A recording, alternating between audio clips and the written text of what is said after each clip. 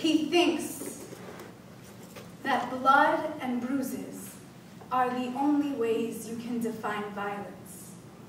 That cuts and sores oozing from your core is the only evidence that violence was ever in this home.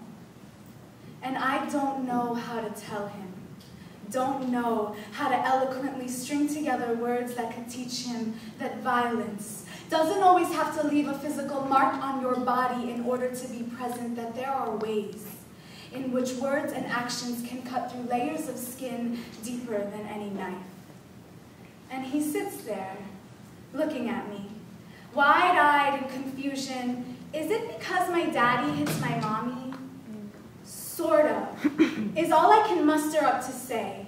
He asks me why people hurt people, and I am speechless, searching for my theories of understanding violence behind my head, desperately looking for a gumdrop version of hope that I can feed to this kid. But all I can think of is the saran wrap glisten in his mother's eyes, and I am biting my tongue, wanting to tell him that his father's fists aren't the only way his mommy's been abused, searching for a sugar-coated version of the truth that could override the fact that her boss's hands have gone places mommy didn't like, trying to explain the reasons for why mommy didn't fight, why mommy has less rights, why some nights, if he pushes his ear hard enough, he can hear mommy crying some nights, and that despite being American now, she could still be deported, would quit her job, but the family can't afford it, and daddy was too busy drinking away their money to care.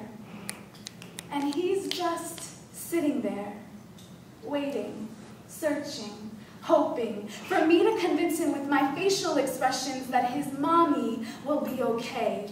And I stumble on my thoughts between my breath, wanting to tell him that his mommy's left unemployed, a breadwinner turned stale, skilled in a garment job that was never guaranteed, 20,000 women left displaced and deceived, thinking that NAFTA was gonna achieve their plea for rights, when really the companies just moved sites. 3 miles across the border, no tariff on trades, more sexual harassment, no minimum wage, and now everything is in order, and she has just become the side effect to globalization, noted but overwritten. And yeah, she's breathing, but she is barely living.